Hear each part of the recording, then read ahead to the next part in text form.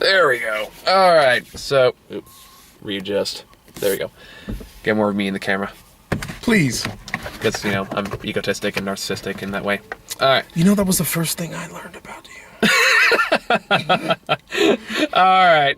So, as you can see, we have someone new today. So, why don't you introduce yourself, new person? My name is Ron Johnson, actor, writer, now SAG producer, musician, all that good stuff.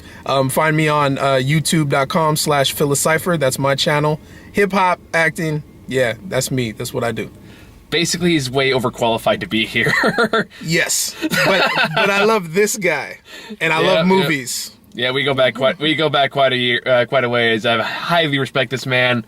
Absolutely. As far as movies goes, I don't know many other people know more than he does. So hey, the feeling is mutual. I enjoy our talks. This is long overdue. Right. Long overdue. Right. Well, you're busy up in Hollywood. Finally come back to grace us people back here back in Northern Cal. No. Absolutely, but yeah. So grace us with your presence. All right. We are here in Morgan Hill. Yeah, we're in Morgan Hill. Tenant Cinelux. Like almost as far away from Los Angeles as you can get. Yeah, about 6 to 8 hours away. So, all right. So we just got off Equalizer. Equalizer.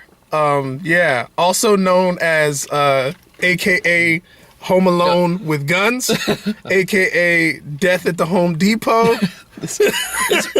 This makes Skyfall look like Teletubbies. See, and I love those scenes in Skyfall too, where he's just using the whole house. And you really get to see like the inner workings of James Bond. Same thing here.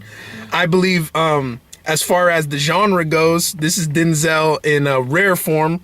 We haven't seen him like this in a very long time. That's true. Yeah, and it was actually good to see. It was really good to see. I was like, overall, I thought the movie was just kind of okay, but really, Denzel Washington was the reason this movie works at all. That's really what it comes down to, because he really puts it all into it. He's fantastic. Yeah. He's just fucking badass. I couldn't agree more. Nail on the head. Denzel makes this movie great, whereas everything else, not so much. Yeah, a substitution for another actor could have put this in the stinker pile.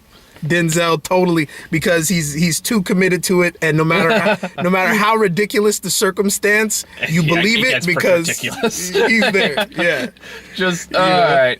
So, for those who have not heard of this movie, I'd be surprised if you haven't heard of it by now. But The Equalizer is a movie starring, of course, Denzel Washington. As far as action movies go, this is actually the best one I've seen in a while.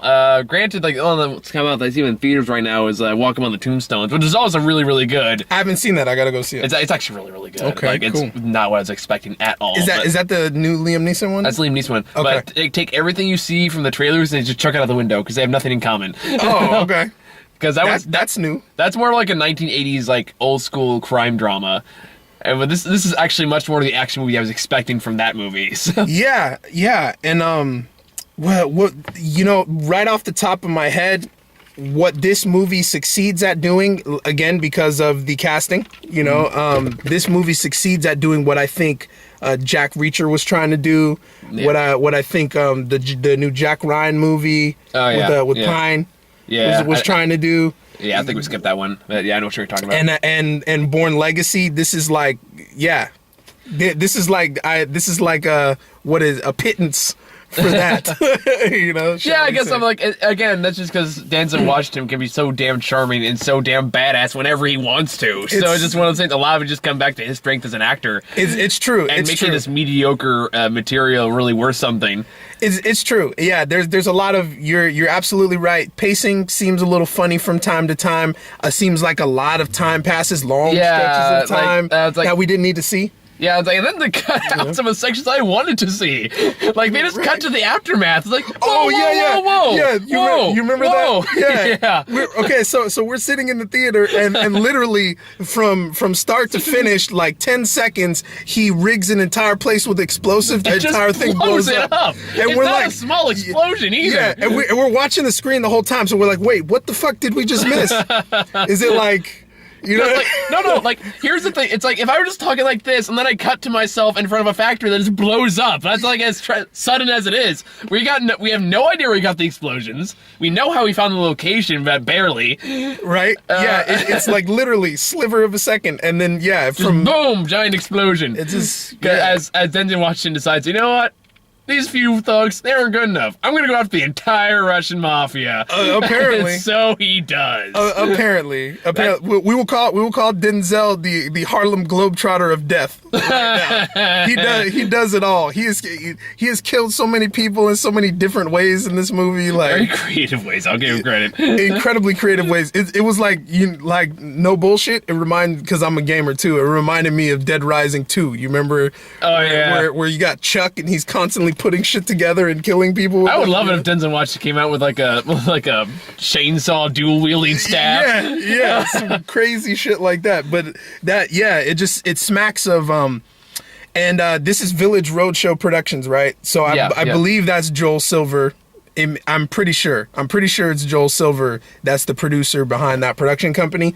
Joel Silver is known for taking chances on action movies that are iffy, and they usually end up being pretty big successes. So this is no... Go figure how he pulls that off. But. Yeah, this is really no different. And he takes a lot of things that have been going on in the genre for the past couple of years, and they just gave it to the right person. Yeah, it's like, it's one of those things like...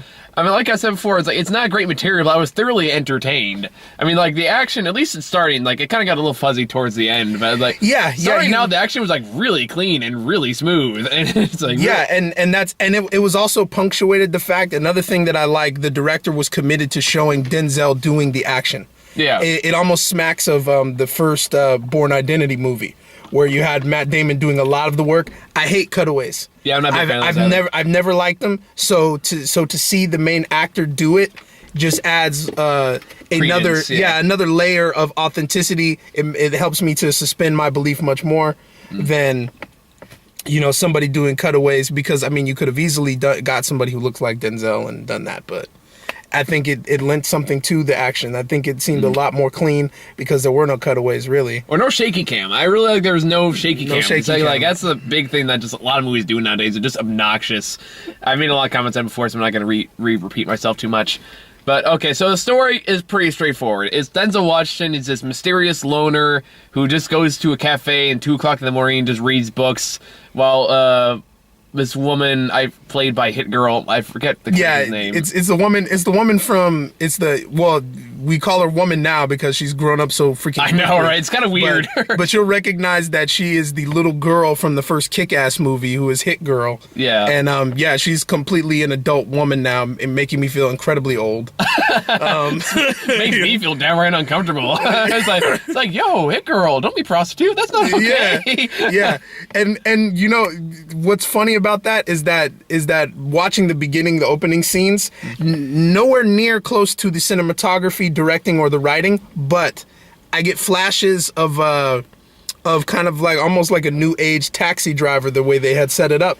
A little bit. With Jodie Foster and a little bit. I get what you're saying. I mean, they do acknowledge that the character and the actress are underage. I mean, they do acknowledge that. Yeah, and so so I got a few flashes that just the way that he was such a loner. He's in his house by himself and that kind of I felt like that's what they were going for. Except in this case, Denzel Washington's already crazy. Right.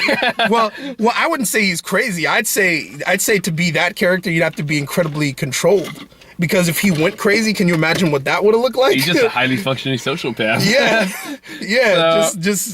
had it. He definitely had it together. I don't think he was crazy. I think, but yeah, there's a few times where you could see like, okay, this could be really bad, or he could just let it go.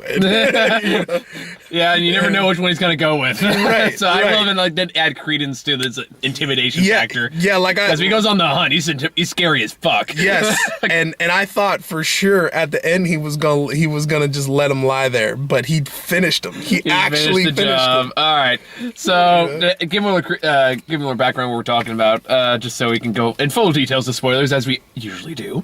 What happens is he develops his bond with the with Hit Girl. I'm just gonna call her Hit Girl because I don't remember the character's name. Yeah, say Hit Girl.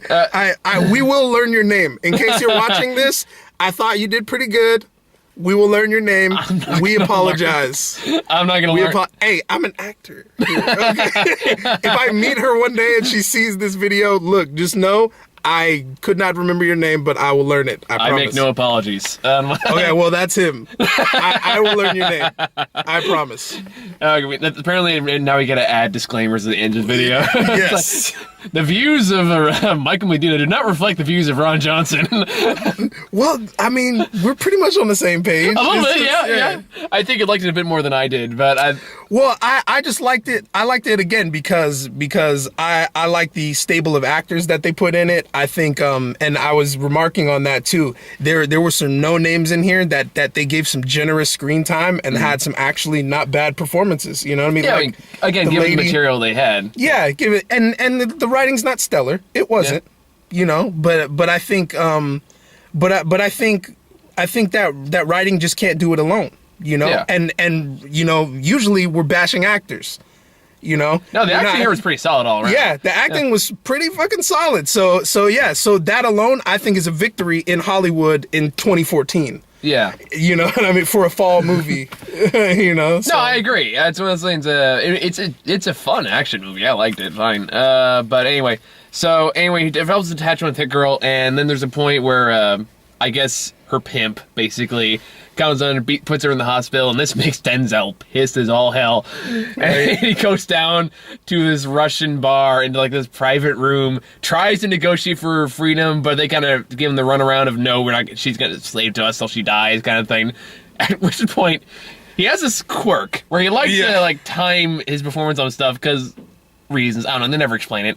But so he puts on his timer, and then I guess he goes into like murder vision. Yeah. It's like time slows down. He's like re-narrating the room. Yeah. 5 seconds where he just kills everybody. So apparently he is an ex government asset who in the wake that of what this, it was? yeah, in the wake of this girl being harmed, he decides he's going to reactivate himself. Pretty much, and just becomes he basically is a government contract killer without the government contract. He's like, he kind of walks through and is like, all right, you're gonna die this way, you're gonna die that way. It's like you're not seen in Austin Powers 3 where Nigel Powers like, all right, here's what's gonna happen. You're gonna make one at a time, and I'm gonna knock you out with a single punch. Okay, go. Right. It's kind of what happens here. You know what I love in directing. I'll give the director props for this, and it's something subtle and small. I love promissory notes. I loved the fact that when they're sitting there talking shit to him, he rearranges the skulls to face them. It's like in the direction they're gonna die. Because he has 3 skulls on his desk, and he's kind of fucking with them as they're talking. And finally, right before Denzel leaves, he like turns all 3 skulls at one person. Like, all right, you're gonna die last. You're gonna die first. And I love that kind of shit. I love it, love it, love it. Sometimes it can be corny, but this one it worked. I think, and again because Denzel, it was so morbid. Yeah, because he plays a pretty straight face. Yeah. Like most part, he just has like the dead evil eyes, like the I'm gonna fucking kill you eyes. Yeah, and it's great, and it's like I said, it's just really fucking intimidating as he goes all vigilante through the entire movie. Yeah, the backstory I got from it was that he was a former government asset. The lady that he was talking to at the house, she works for the U.S. government, and he's a government asset, ex-military, so and so, whatever, what have you. They don't explain it. Yeah, and yeah, so basically he just decides he's gonna go Frank Castle on your ass. And, and oh my God, Denzel Washington grazed the Punisher. Wouldn't he? Yeah. Wouldn't he? It's like that was the best part about The Purge too, is that the main guy in that movie would make an amazing Punisher. Yeah. Unfortunately, they already cast him as the villain in Captain America 2. Oh well. Yeah, so I was like, damn it. That was he played Bucky? No. He was the one of the mercenaries. Oh, I see. Oh, okay. At the beginning. Yeah, at the beginning, he gets his face half burned off. And I remember that. Yeah. He eventually becomes Crossbones in the comics. For sure. So, like, I was like, damn it, he would have been a great Punisher. But anyway, I digress. So, after he just murders all his people, it turns out that's like a whole subsection of the Russian mafia with really shitty security. He just walked in. Yeah, basically. And so they send, like, the Russian hit crew... or Hitman, because there's like one guy and basically takes over everything and says, I'm gonna hunt this guy down. Who is a famous actor that the name escapes us again. just disclaimer. I thought he was good, but still can't remember his name. I will know your name. I promise. This is gonna happen a lot. I can tell right now. This is going to happen a lot. This is going to happen a lot because I'm used to seeing their faces, but just cannot place the name at the moment. We're fresh out of the movie. I know I'll remember. I'll be kicking myself later. It's one of those things. If you've watched my show before, you know I'm horrible with names. So this really should come as no surprise to me. To any of you watching, me at least. You don't know nothing wrong yet. So true. I'm usually really good with names, actually. I'm actually human freaking Rolodex, but except with the Equalizer. Except Equalizer. For some reason, it just escapes me. Like, and maybe that's because of the strength of Denzel's performance. I can remember no man except for him. It's like, dude, quit looking at me like that. Yeah, exactly. Freaking me out, Denzel. I'm not okay with this. So he activates himself and he wipes out that whole little crew. The rest of the movie is just basically Denzel Washington going around beating up everybody and surveilling people. Meanwhile, there's this bodyguard named Ricky. And by the way, I guess your next few movie tickets are on me. Oh yes. You should know that this man right here, he bet me $50. That the supporting actor guy who played the security guard, Ricky, that he would die. The security guard. And because they made such a big point of him saying, "Oh, hello, Ricky. I'm going to train you. You're going to get the security job you always wanted." And he does get the security job. Security job is like, oh. I thought for sure he signed his death warrant. See, and in any other movie, he would. But here's why I knew he was going to live. Because Denzel Washington, although he does not publicize it, is extremely religious. And if he had anything to produce this movie in, he was not going to kill that guy off. Really? I knew it. So I bet you this guy owes me $50. I will gladly take that in movie tickets so I can review more movies with you. There you go. All right, that's fair. That's fair. Dead settled. Dead settled. That's good because I can give you $50, but I need that money. So, like I said, just save it. So I can see more shitty movies. There you go. There you go. I will say this is 10 times better than Tusk. What is Tusk? I missed that one. What's up with that? That's the Kevin Smith horror movie, like horror comedy. Oh, that's right. Okay, that's the one he was talking about at Comic-Con a few months ago. Yeah, probably. It fucking sucked. It sucked bad? It was really bad. Oh, that sucks. He's been on the streak for a while, so. Well, Cop Out wasn't great either. But, he did that? Yeah, that was Kevin Smith. Holy shit. Yeah, okay. See, he's not quite on that roll anymore now, is never he? Mind. Never mind. He's on a downward slope, my friend. That's Darth Vader. You should not have come back. And we'll see how Star Wars 7 turns out, and then we'll go back to that topic.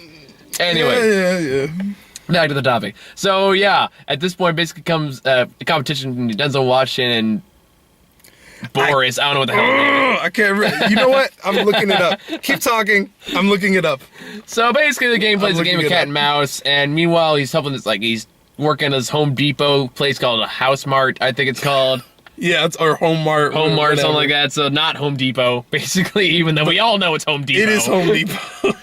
And we're all waiting because, the pacing's kind of odd. Sometimes they skip over. There's a part where, in the beginning of the movie, where Denzel Washington gets murder vision over a mugger who's, robbing them at the register. Right. But he stops because there's kids nearby. But the dumbass mugger never turns around to make sure no one's following him. Right. And he just walks up to the car, walks by the car, memorizes the license plate. But we don't actually see him take down the mugger. We just see him come back later, and he's returned the register's wedding ring. Okay, so the girl. Okay, it is Chloe Grace Moretz, or Moretz. I knew it was Chloe something. And it's Martin Sokas. Okay, that's the guy who we're talking about. His name is Teddy. In the movie, yeah. There was Teddy in the movie. Would not have I would have picked Boris as his Me too. bad guy name. But and yeah, so at this point, yeah, the way you're describing it just reminded me. We do have to admit that the writing was bad because we were able to predict the ending. Halfway through we were like, wouldn't it be funny if they did the finale inside of the Home Depot? And they did. That's exactly how it ends. And that's exactly how it fucking ends. Albeit it was very shocking, awe-filled, and extraordinary to watch, but it was predictable. So yes, you do lose points on the landing. A little bit, but at the same time, I feel like they stole part of my screenplay because I've always thought if for some reason that people were taking hostage in a giant major corporate store, this is how I would do it. And it's that I went down my checklist. Yep. No, absolutely. And yeah, some of the way, like, you don't really think how dangerous Home Depot is until you see this movie. Until you look at how the way she uses MacGyver death everywhere. Yes. MacGyver death yeah. And I was so disappointed because at no point does he have one snappy one-liner. He had so many missed opportunities. Yeah, and see, in a Joel Silver movie you did, but I mean, the one-liner is Denzel. Denzel is the one-liner. You know what I'm saying? Like, his facial expression, you know, the little Training Day face he get. You know that shit right there? The 1,000-yard stare. Yeah. But no, like, he kills people with, like, a noose made out of freaking sharp wire. Yeah, it was like spikes or something. Like sharp wire or something like that. And then, like chicken wire or something. Chicken wire. Then he uses a drill to carve in a guy's head. And, like, in the first fight, like, he, like, cuts his shot glass, shoves in some guy's eye, takes 2 cork bottles, uses his freaking, what? Basically brass knuckles. And brass just, knuckles or size. Starts stabbing the crap out of someone, stabs him through the chin. And he's sitting. Yeah, there was another part. I didn't get that part either. The part where he has stabbed him through the chin and the blade is showing up through his mouth and he's like dying and he looks at him, he's like, "Do you understand?" and I'm like, fuck no, he doesn't understand. He's fucking dying. What the fuck is he supposed to understand? I don't know, maybe it's like Red Dragon. He's like, "Do you see?" Yeah. Like, now transform. Do you see? Yeah, what was that? Like, I don't understand why he wanted to have a conversation with just that guy. You know what I mean? Because you gotta have one-liner somewhere. I guess so, but it didn't make any sense to me. So yeah, and again, you lose points on the landing writing. Okay, it's like, here's where you kind of lose the major points on landing, though. It's like, the action was pretty solid, except for, like, parts towards the end where it got a little, there was one too many little cuts. A little bit. And it kind of made it really hard to tell what the hell was going on. A little bit. So yes, points plus and minus to the director. So, but my main issue with the plot is, of course, just like we said before, the writing is the fact that they're really building up kind of who this Denzel Washington character is. But by the end of the movie, we really haven't learned much. We haven't learned much. And this is a device used on purpose because this is clearly sequels. This is clearly an origin piece that will evolve into sequels, and that irritates me. It's like I love Denzel. I love me some Denzel Washington, but it's like at the same time I want to get more invested in his character. I can't do that if I don't really know anything about him. I agree. And the thing is, even if it is an origin pieces work best when they have a beginning, middle, and end, and they don't leave you hanging. Yeah. For instance, some of the earlier Marvel movies that we knew were going to be sequels, they had their origin piece had a beginning, middle, and end. It was sort of like the comic book, and it's like, okay, this chapter closed, and that way, because they close it off, you have more of a need to understand the character, and then the director usually does that, the writer usually does that. I mean, like, Batman Begins is a good example of that, too. It's like, that's a really good example, because, like, it does delve into the character. You know him pretty well by the movie's end. Right, but also it ends. You know who he is, you know who he's gonna be, but it's like, and that's this story. But there's like this, but the Equalizer really just kind of like, it barely tells us anything. So I really have no reason to care much about the character except that he has his buddy Ricky who pulls tires for 20 yards. Yeah. We see the effects of why we should care about Denzel through other people. We don't see it through his eyes or anybody who knows him well. And that just kind of strikes me as lazy storytelling. And that's the part that bothers me. And like the villain, I will give them credit. They tried to ramp up the villain a little bit, but even then he goes down pretty easy. Yeah, he was kind of anticlimactic. I mean, it was still an awesome shot. Like, also, how did he get to the boss so quick? Because reasons. The plot demanded it. Yeah, because Denzel at the Home Depot. Because apparently he just owns everything at the Home Depot. Just knows where everything is. Yeah. Has planned attacks to how I'm gonna just beat the shit out of you with everything here. Basically, and does a fantastic backup dancer Motown routine. Yeah, I forgot Pip. Yeah. Because there's these two employees, I guess they're trying to figure out what he did before he came to the not Home Depot. The not Home Depot. The not Home Depot. And he just kind of fucking with him. He says, I used to be a back dancer for Pip. He said he used to be a Pip. Oh, he used to be a Pip. Which is an old Motown joke, is Gladys Knight and the Pips. Long story. YouTube it, because you're on YouTube already. So open a new tab. Go over here, type Gladys Knight and the Pips on Soul Train, watch it, then you'll get the joke. There you go. That'll work. Pause. Commercial break. On pause. Okay. There we go. Now I just gotta find the time. Now you get it. All right. So yeah, that happens, and this movie showed us Denzel Washington dancing. That's something I didn't.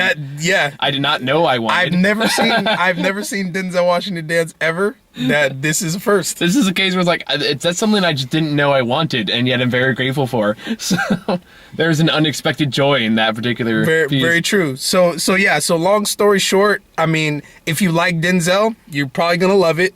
I mean, if you're just hungry for a good action movie right now, this is true. Yeah, and this is more than decent. It's like solid. It's like solid. I mean, I'd recommend this to people who like action movies. I would. I agree. But yeah, Denzel, he has proved he has a long shelf life, and he's not going anywhere anytime soon. Like you said, he's pushing 60 now. That from what I understand. Yeah, like I even saw like an article on Unleashed Fanboy that said that someone said Denzel Washington should put like Black Panther. Well, I think he should play Black Panther's dad. Maybe not T'Challa because he's not young enough. Yeah, but maybe just cast Idris Elba as Black Panther. I would. I think that would be perfect. Although maybe he might be more well suited towards Luke Cage. Maybe. I think they already cast Luke Cage. Did they? I think. Well, they're making the Who's TV. Playing? I don't remember who's playing him. I know they're working on the Netflix TV show for Luke Cage. Okay, right now. So Luke Cage. Shit, I better lose some weight. I want to play Luke Cage. If you see that, hurry up, man! It's in pre-production. Sweet Christmas. See, I could do that shit. I don't know what's that. I know that guy who did the Spice commercials. You know, Terry. Oh no, there was Terry Crews, and then there was the other guy. The other guy could probably play Black Panther. Yeah, because I know he actually shot like a demo shot of him as Luke Cage. Oh, did they? That's awesome. You could probably YouTube it. But. That could work. But the only problem with that is that you get muscle-bound dudes who can act. And that's like, you know what I mean? They're like Luke Cage's story is probably one of the best Marvel stories told in that era of comic books, the 70s. Yeah. It's long arching story and it's real deep. Just for fun, I went back and read them. Nice. About a month ago. I have like the whole series all the way up to now. Nice. On my computer. And Marvel's really good about that actually. And I'm excited to see what they do with the TV show. I mean, Netflix is usually pretty consistently good when it comes to TV shows. Me too. Yeah. Also, isn't the Flash going on there too, or is that Hulu? That's CW. That's CW. Yeah. Okay, that's why I saw it on Hulu the other day. Yeah. Because they got like their little. Yeah, they got their whole deal with CW. Okay, but yeah, to the side, you know, Denzel, he's a brilliant actor. I mean, he does everything he's supposed to do, man. He fulfilled his contractual agreements. You know? Now he's gonna go back to play chess with not Mitt Romney. Yeah. Oh, that's another thing. Okay, yeah, gotta look his name up too because I feel like I know it, but I don't want to butcher it. I don't want to mess it up. God, how dare you? Hey, you know what? Better safe than sorry. Respect for the actor. Bill Pullman. There it is. President from Independence Day. Oh, boy. Bill Pullman. So yeah, there's this random scene where this guy, where Denzel goes to the house of, I guess, the woman he used to know while he was working at the agency. And at first, I was tripping because I thought the dude that was with her was Mitt Romney. And I'm like, dude, Mitt Romney's in the movie? He looked exactly top to bottom like Mitt Romney from far away, but then it's Bill Pullman. And I was like, damn, when did Bill Pullman get that old? I was like, you know what I'm saying? Like, oh, fuck. Yeah. Which again makes me feel super fucking old because the last time I remember that guy's, I'm a pilot, John. I gotta be on that plane. We're gonna kill the aliens and all this shit, right? Oh my god. So I know he was on Torchwood for a little while. I didn't watch that. I watched a bit of it. Did you? Was it good? Nah. It was about how nobody died anymore, so it kind of took away all the suspense. Okay, well, there you go. I was gonna say something that sounded similar to that was Justified. Did you ever watch that with Timothy Olyphant? I've heard of it. I've never watched it though. I never either, but I was told that it had that feel to it, but it was a little more modern. All right, so yeah, that was it. I say it's great fun. I got to hook up with my buddy here again for the first time in years. Like 3 years, give or take. And fuck, I feel old now. Yeah. But I was a kid when I mean, looking back away, it was 3 years ago. Jesus Christ, I knew nothing. Oh man, dude, you've always been cool. I'm not. Don't listen to this guy. He always knows more than he lets on. That's just part of his mystique. My secret. But yeah, dude, it was good fun. I had fun doing it. Oh, we're not done yet. We still got to talk about trailers. Oh, okay. We have to talk about that. All right. So we got a trailer for The Judge. Okay, so The Judge. I'm a huge fan of Robert Downey Jr. Yep, so am I. As Kevin Smith says, I think he could play the fucking shark from Jaws. I think he's fucking amazing. I would pay good money to go see Robert Downey Jr.'s Jaws. but yeah, and I just think the guy's brilliant. I'm glad that his career is on track with all that. I mean, if you're as old as me, you remember the time where he was one of Hollywood's biggest stars. They were totally grooming him to be the man, and then he threw it all away on that drug shit, and then came right back with Iron Man, finished strong, and got back in the public eye. So I'm a fan of his. I like to see him do well. It's a good thing. You could tell he cares about the role he plays, and he's investing himself 100%. So, I mean, that's all you can ask for. Yeah. I think it's good. Robert Duvall, he's another one of my favorites. I love Robert Duvall.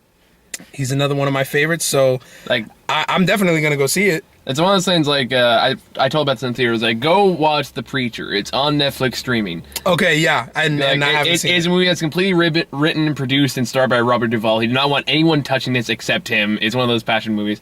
It's a religious movie, but at the same time, it's like also accessible to other people, everyone pretty much. Okay. It's less about just religion in general. It's more like the power of faith and all that stuff. Just belief and kind of like how that can bring together a community and stuff like that. So well, because of his credentials, I would definitely go see it. So I will take you up on that. It's actually a really, really good movie, and that goes for the rest of you too. We'll go watch The Preacher.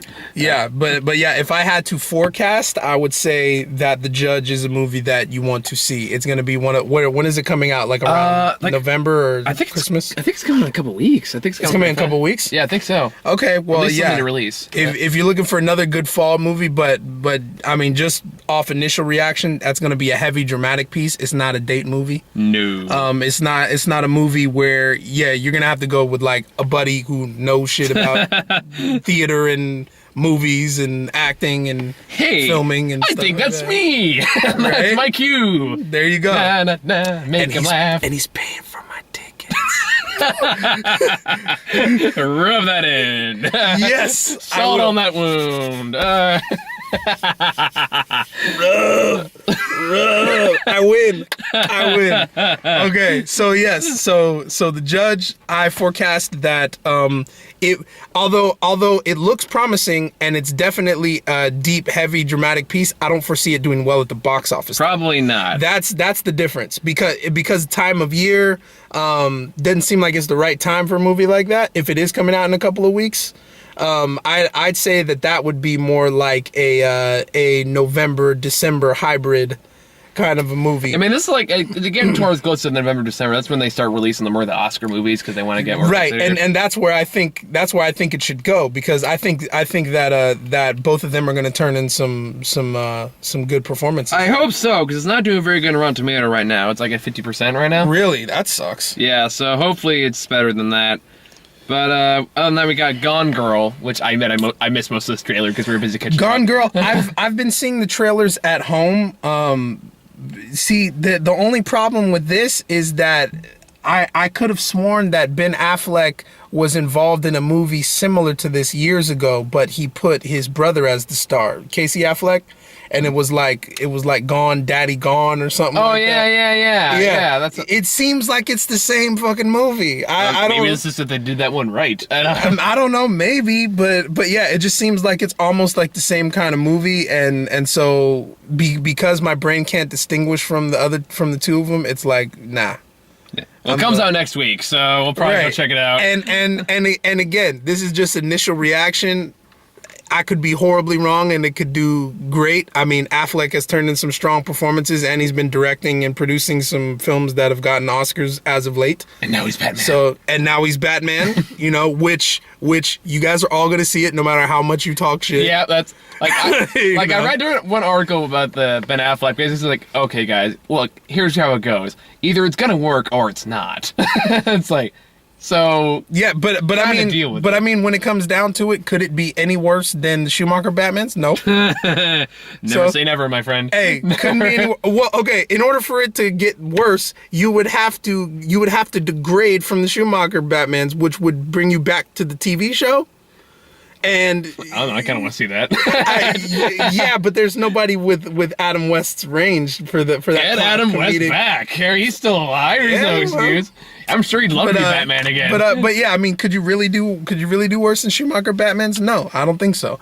I think you got the right director in place. I think although I'm still kind of fuzzy on why you're gonna. I mean, because we haven't created the Justice League yet in the movie DC universe. I'm kind of curious as to why you want to pit them against each other right now, because that's sort of like a what if scenario. That's like a side. They're clearly trying to ramp up to the Justice League movie as fast as possible because they want to catch up to Marvel.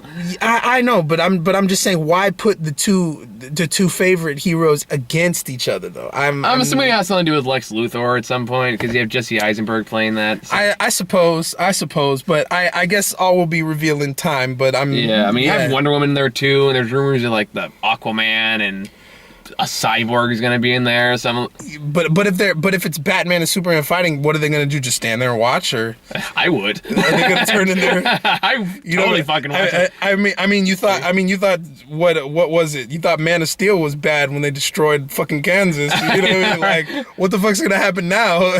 You know? I still like Man of Steel. I don't care what I like Man of Steel too. No, and also finally, I think they got the right Superman. I like Henry Cavill. Yeah, Henry Cavill. I remember him way back in the day from Count of Monte Cristo, where he played Albert Mondego. Oh my god. Okay, and I liked him then. I thought he was good then. So when I saw him again, I was like, oh, okay. Yeah, I thought he did a fine job. I thought he did fine. He did. He's gonna be good. Gonna be good. Batman is the only one in question right now, and of course Wonder Woman. And of course, Wonder Woman is a big thing. People are gonna be worried about that, and although I think personally, I'm just gonna go on the record here. I think Wonder Woman is staring you in the face, and you don't, and nobody has even looked her way. I don't think you look good in those tights, Ron. No, they've tried. No. I mean, I'm talking about the execs and all the people that make these movies. Wonder Woman is staring them in the face. They pass over her like she's nothing. You know who Wonder Woman is? Who? I gotta tell you, the perfect hybrid of TV Wonder Woman, Linda Carter, and comic book Wonder Woman is Sarah Lancaster from Chuck. She can play Wonder Woman. If anybody is listening, cast Sarah Lancaster as Wonder Woman. She can do it. Wait. I got this sixth sense about these things. The woman who played Chuck's sister? Chuck's sister. Sarah Lancaster can play Wonder Woman. I know she can. I know that she can. Huh. And not only that, she's a dead ringer for Linda Carter, who I think is probably one of the most gorgeous females of the 70s ever, you know? And so that may have something to do with it, but There's a little bias there, Ron. But I have a sixth sense about this. If they cast Sarah Lancaster, she'll do it justice. Everybody else, they either have the physicality and not the acting, or the acting and not the physicality. I think she's both. All right. So I don't think it had anything to do with Gone Girl. But we talked about Gone Girl. I swear to God, it's like Gone Daddy Gone or whatever, and they just redid it or something. That's what it feels like. All right. Then we got the Fury. Oh, just Fury. Sorry. The Fury looks like another good military story. I kind of want to see it. Yeah. I like it. What immediately grabbed me was how they punctuate the action. Like I don't think I've ever seen one of those long sweeping shots with like tank machine gun bullets going over the thing. And yeah, all, you haven't seen too much tank on tank battles in other movies. Yeah, so it's actually kind of refreshing in that perspective. That was interesting. It was interesting. And I like Brad Pitt fine. There's very few movies I look at Brad Pitt's and I was like, oh my god, that was amazing. But Brad Pitt's just like kind of a meh actor, really, when you look at his career. And I think Brad Pitt's strength is that he's a good ensemble actor. Yes. Like they can cast him as the lead around some pretty awesome actors, and then it'll be a good movie. Yeah. You know? aside from Fight Club, though, there's no Brad Pitt performance that goes like, that was really good. Right. Well, yeah, but also I think that's because, like I said, they usually put him around like Because you had Ed Norton there too to right, pick up him, the slack. and him, and so and so. But that, yeah, you're right. Fight Club was really his like one of his shining moments. Then after that, like of course he has movies like Inglourious Basterds and stuff like that, which are really good. But again, he was the ensemble character, right? When really it right. was about the Nazi hunter. It was about the Jew hunter. Yeah. Yeah, it was about all of them as a group, Yeah. and the kind of revenge fantasy kind of a thing. Whereas Tarantino's like, fuck it, let's just kill Hitler. Yeah, brilliant. And then after that, and no one saw it coming, so really it was kind of brilliant. And after that, he would just felt like, hey, what if a slave wouldn't kill a whole mess of white people? And then Django. Django. I keep saying Django. I keep wanting to pronounce well, it. you call it Django because of the guitar player Django Reinhardt. Oh, sure, I'll go with that. The jazz guitarist. Well, that's like the first immediate reference if you're not talking about, Fair enough. I mean, I like jazz. I mean, I just sneak into my memory that way. So, but yeah, it's right either way. All right, and then the last one we got, The Hobbit 3, the March of the March of the Five Armies. Yeah, March of the Five Armies. What we first remarked on was that I think they intentionally took down the frames per second. I think so too. To make it look more cinematic again. Yeah, it definitely looks a lot different. I mean, like you can tell even from like The Hobbit 2, like they did something different because it looked very different from The Hobbit 1, and it looks like they're doing that here, and it does look better. Yeah. Like, that was the problem with The Hobbit 1. It was like, well, there were more than one problem with The Hobbit 1, but the main one was like just that it just looked weird. And I'm a fan of the last two movies in the first trilogy. So I'm a big fan of the visuals and the cinematography of those last two films. So to me, it looked a lot like those. So I'm kind of feeling it a little more than I did the other ones. Yeah. Just again off initial first reaction. I mean, of course, it could be different. When I fell asleep in the first Hobbit movie, and I love these movies. I do. I love them. But like I said, that scene where they're in there throwing the meat around and singing and shit, that shit just went on way too long. I was like, yeah, I agree. Yeah. At the same time, I was like, I do like. This is the part where they're probably like scraping the appendices the most because it is one of those things. Really, if you're finishing the book, you can wrap up with the first 20 minutes of the movie. Yeah, basically. Because like the whole thing's like you can only stretch out the smog attack for so long. I know. So of course, but I do like how they're kind of dealing with the whole. It's like, okay, now we have this mountain full of money. What the fuck do we do with it? Right. So I kind of like that they're addressing that. Don't count it. Don't count it. Inside joke. Don't count the money. If you have a room, just side note, for all the future billionaires, legal and illegal enterprises, don't count your money. If you have a room full of money, do you really need to count it? No, you don't. Just thought I'd put that out there. Just get Bill Burr and that other guy from Breaking Bad to lay down on it for a while. Just get there. They'll protect your money. If they can lay down on it, it's enough. It's enough. I like that. That's how you measure your finances. If you can lay down on your money comfortably. Yeah. You remember Goodfellas? Yep. When Lorraine Bracco goes, "Oh, I want to go out shopping. How much money do you need?" This much. And he goes in the cookie jar and hands her a fat stack of fucking bills. That's what I remember. See, it's always enough. It doesn't matter how much it is. Just it's money. It's like the Nike swoosh, only is money. Just make it. Just make it. There you go. I think that's best to really close on that. So yeah, I think that's gonna do for this one. So later this week we have, what do we got? Oh, I got Box Trolls I gotta check out later this week. Oh, we got My Little Pony. Let's go see that. My Little Pony? Holy shit. Oh, don't tell me you're a brony.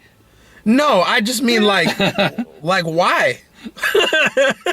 A very good question. Oh, I am so excited for next week. You know why? What's next week? Left Behind comes out. Oh my god. Left Behind with Nicolas It actually Cage. got made? And guess who's starring it? Who? No guess. Try. Okay, so I knew Nicolas Cage was in it, but Nicolas Cage is the star. He's the star. Okay, He's the star. Okay, so then let me guess. Okay, so who are the evangelical Christians in Hollywood? Okay, so Kirk Cameron, Casper Van Dien, John Voight, surprisingly, Any of those? Are they in it? I don't know. I mean, like, I just know as Nicolas freaking Cage. Yeah. Well, Nicolas Cage is just doing it because it was a popular book and he's trying to make money. I know it's like, bro, have you seen just how batshit insane those books are? I can't fucking wait. Hey, he got to pay for the island somehow. He's got to pay for the island somehow. Poor Kal-El needs a second home. Oh, I'm like on a totally different note. I'm looking forward to that documentary that somebody put the together. Superman documentary? The one about the Nick Cage Superman movie. I will totally be down to go see that. So we have Leah Thompson, Cassie Thompson, Nikki Wellham, Chad Murray, Jordan Sparks, and Martin Kleba. Oh, okay, so not the usual suspects. No. So, okay, but yeah, I know Casper Van Dien produces a lot of Christian-centric movies, and you know, Kirk Cameron has always been that guy in Hollywood who's always pushing the Christian agenda. Yeah, then we got that. We got Annabelle, which should be interesting. Yeah, that poster threw me off, man. I was like, wow. And then Gone Girl, which we already talked about. Yeah, Gone Girl, or Gone Daddy Gone, whatever you choose. Then we got one more that we'll probably skip. It's The Good Lie with Reese Witherspoon. Which looks like it's trying to do the Blind Side thing, which even annoyed me. Well, here's the thing. I got beef with Reese Witherspoon for those TMZ tapes where she was on that racist nonsense with her boyfriend. Did you ever see that? I never saw those. I do stay out of celebrity content. It was bad. It's because I use my Facebook feed for business. I got a lot of friends on there that I talk to about different things. So I caught that on my feed one time, and I was like, this can't be Reese Witherspoon. I listened to it. I'm like, yeah, that's kind of Reese Witherspoon, isn't it? Fuck.